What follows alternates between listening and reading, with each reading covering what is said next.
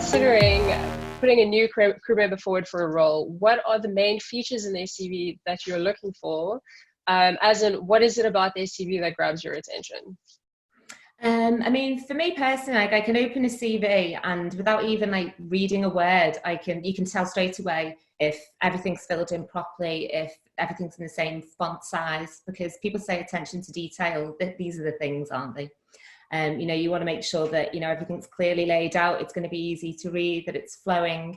You know, that's the first thing. That's before I've even read a word. I look at the photograph, because obviously everyone's like, oh, does he need a photo? But the photo is so important because it really shows that you kind of get yachting. You know what I mean? If you've got a selfie, you know, with you pouting or something like that, you know, you don't get the industry. You don't understand what people are looking for. So, you know, that's another thing. But obviously, you know, you look for the, you know, the right kind of experience. You want it to be, as I said, clearly formatted, easy to read, flowing quite nicely, just everything, you know, there in place, ready. That's what I look for straight away in a CV. Okay, and is there a difference in appearance for a green crew member CV and an experienced crew member CV that you would expect? Not so much really. I mean, obviously the experience is going to be very different. Normally with sort of like very experienced crew, they have, you know, it's mostly yachting. With more junior crew, obviously they don't have that yet. So, you know, there's a lot more of different type of experience. With green crew, you know, I mean, all CVs, they should all be, you know, professional looking, all contain the same essential information. You know, so I think really whether it's a captain or a junior stew, it should, you know, generally kind of look similar, obviously different sizes, and but it should be, you know, the same kind of, you know, easy presentation really. Okay, that actually brings you to my next question. When I started out, there was quite a specific layout of what was to expected. Now, does this still exist? As in, for you personally, do you like it goes down to the finer details of which side of the CV the photo should be on? Do you still prefer white shirts? If people don't have white shirts, is like a dark shirt a deal breaker? And what was the other one here? Oh, colors and columns. Like in the beginning, I remember my CV had to be quite plain, very white, with the only color thing that was on there was the photo. Now, yeah, if some people get creative and they put a little bit of color in their CV, is that a deal breaker for you? Not particularly. I mean, when I'm looking, you know, at CVs like that, you know, I always kind of say to people, the only thing that's really important on your CV is the data. That's what people are trying to read. Like, you know, I know that a pink box looks pretty, and you know, I like coloured CVs. I think they're lovely. However, you know, you've got to remember that you know, this is going to a management company, somewhere like, you know, one of the big yachting management companies, and they open it and it's covered in pastel pinks and it has like a Comic Sans font or something like that. They're just going to close it straight away, you know, so because they just think, oh God, you know, it's distracting from the key information, which is what you want on your CV.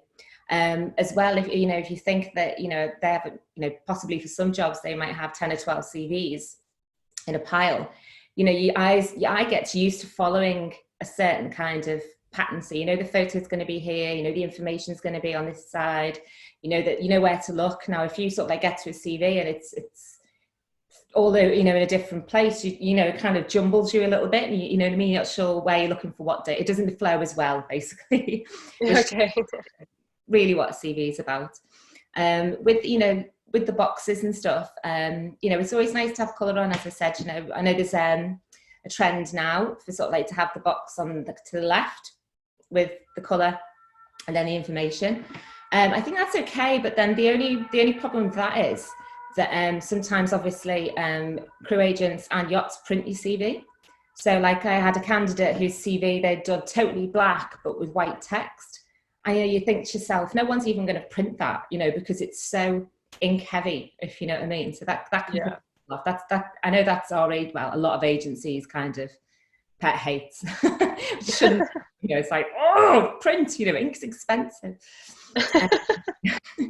But you know, I think, as I said, I think the most important thing, you know, if you do decide to display it in sort of boxes, or you know, you do, as long as it, you know, don't sacrifice what you're writing, don't take attention away from your experience and your, you know, your hobbies and all that type of stuff just to make it look pretty, because it's distracting that way. It's better to have it flowing nicely. Okay. And for you, the CVs that are coming in to you guys, do you have the photo on the left or the right side? Left is standard. No, right, sorry, right. I'm looking at you and then answering that. Sorry, I'm right. On the right, okay. And then as far as the CV photo is concerned, what are the color shirts that you guys prefer to see? Obviously, you know, we do kind of like the white, the white's classic, isn't it? You know, the most important thing is that it's ironed. You know what I mean? Like, I'd rather be someone in a, you know, in a bin bag if I was crease free than, you know, like a white shirt with all creases and the buttons are all, you know, they don't fit and you can see underwear through. So yeah, so classic white. You know, it's clean, it's non-fussy, it doesn't distract. Because your CV photo, if you've got anything distracting, like I'm, you know, got that door in the background, or, you know, like I'm one to talk right now, you know, as long as you sort of, you know, it is ironed and it's clean and it's stain free. You know, lighter colours, I think, you know, light blue's a good one because it's associated with trust, isn't it? So if you're in light blue, people instantly trust you when they see you. So hence my top. Yeah, it's Okay, cool. more about keeping everything, you know, ready and, you know, neat and focused on that more than anything. Yeah. And then, so I've been seeing a lot of CV photos with generally when I first started out, it was a rule that your hair should be up and out of your face, minimum makeup. But I've recently been seeing a lot of CVs with girls with their hair down.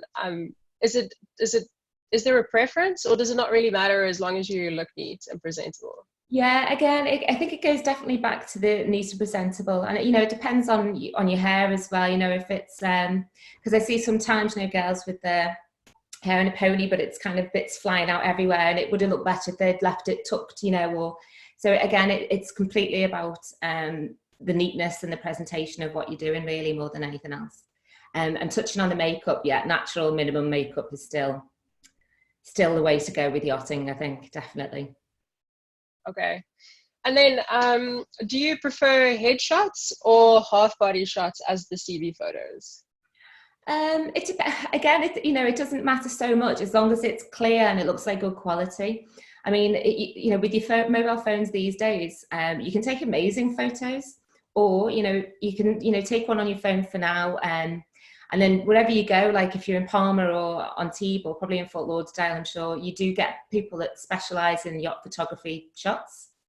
You know, for like, I think here it's like £40 or something, €40, which to me is a really good investment, because we've had candidates come down and you know, they've had the photo on the phone, and I've gone, no, please, just, you know, if you're going to spend £40, don't spend it on a rosé brunch, you know, spend it on your photo, and they'll have the photo done, and they'll have a job, you know, the next day, because suddenly the CV's gone from, oh, she's okay, to wow, you know what I mean? And it just really makes that difference. So I mean, obviously head's good, I do that, but again, if you go for like the top body, just, you know, again, you've really got to make sure that your shirt's fitted and, you know, fitting, and there's nothing shining through underneath.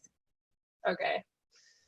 All right. And then what experience should be left out, and what do you think should be included as far as the Green Yacht Crew CVs are concerned? You see, I'm always big on advising everyone to put most things on their CV, like everything on the CV that they've done. Because you never know, like when a yacht phones me up and says that we want a stewardess, you know, it's not just a stewardess that they ask for. They'll go, you know, I've gone, oh, but if she can play an instrument, that's great. You know, I get these really odd little sort of things, but it's not essential for the job, you know, so I can't put a job advert going, you must be able to play an instrument. But, you know, I'll bear that in mind as I'm kind of looking through. Or, you know, they'll have some, as I think I said in one of my interviews of the week, I had one that was a face painter and things, you know, which you'd think I'll take that off your CV, but, you know, it could end up, you know, some small thing like that could end up getting you a job. You know, you might have worked in an office, you might think, oh, that's not relevant to cleaning, you know, cleaning and housekeeping. However, you never know, the captain might be looking for someone that is good with spreadsheets, or, you know, something like that. So I think all work experience is relevant, and voluntary work, so you know, that's good as well if you've got that on your CV. So definitely leave that on. Okay, perfect. And then the big question is cover letters. do you prefer people sending in cover letters, or is it not really necessary?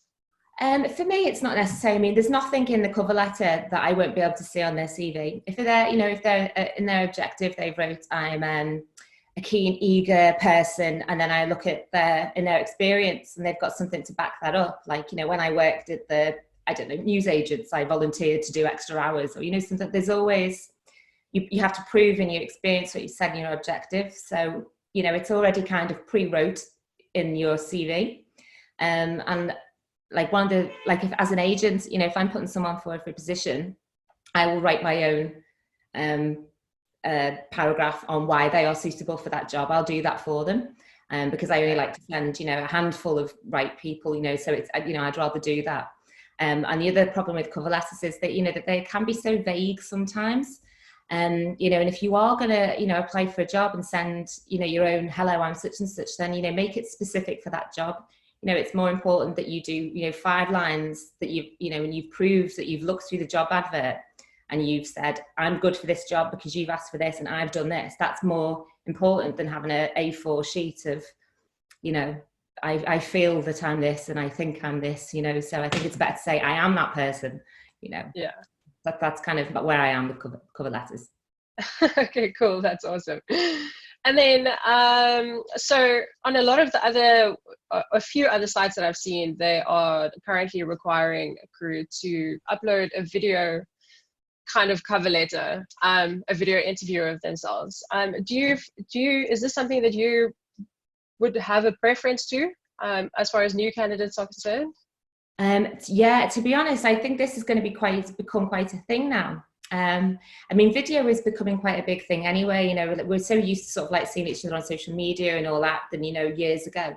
And especially with how things have been, for the last 2.5 months, everyone's so used to kind of, interacting like this now. I think it's going to be, I think there's going to be a really big shift. I know a lot of my boats now, a lot of my yachts are actually asking me, if this person, when you send them over, could you also tell them that we'll want them to do a video, or they also need to prepare a video. So again, I would recommend sort of, doing a video of yourself ready, just introducing yourself. And as well, I can send it straight to the captain or the chief stew and go, oh, Sticker, here she is, because everyone likes videos, everyone likes photos, it's more interesting than reading. So if you see someone like, hello, it brings their CV a bit to life. So I think it's good. I had a really good tip as well recently off Kim. It was to do one on, say, over 3 different ones over 3 days. Because obviously some days the sun's shining, some days it's not. Some days you're in a bad mood, some days you're in a good mood. So if you do like 3 versions on 3 different days, and you'll find that you look totally different in each one, and then you can just pick the best one then. So I think that's a really good tip as well. And then, as far as the information that people have to would be putting into this video interview, it would just be a basic introduction of who they are and what it is that they're looking for, what maybe even why they want to be in the yachting industry, something along those lines. Yeah, obviously like an introduction, I'm so and so, like the basic stuff. I think it'd be really good for them to kind of offer what they have to offer, to sort of like say, I have so many years in hospitality, and and I'm passionate about it, and I want to work for the top hospitality industry, so therefore I want to work for yachting. I really want to progress in this industry because I'm passionate about service, or something like that, and really come across like they're wanting to really bring what they have and improve on it. Yeah, I can't remember what the second bit was. That's all right. Coming in front of my face. Okay, and then do you have any other advice that we haven't discussed here, as far as for people that are just busy creating the Yacht CV now? Yeah, yachting is about personality, especially as junior crew as well. At that point, like, no one has the correct type or the experience that you're going to be looking for, particularly what you're going to be doing in yachting. So obviously you're going to have people with hotel backgrounds, management backgrounds, and service backgrounds. That's great, but it's still not what you'd be doing in yachting. So your chief stew's going to teach you that. She's going to teach you about service. She's going to teach you about housekeeping, teach you about laundry. So the most important thing is that you go in with the right kind of like, you get your personality across. You know, on your CV, you show that you're keen, you show that you're eager, you show that you've got past experience that you kind of want to work on.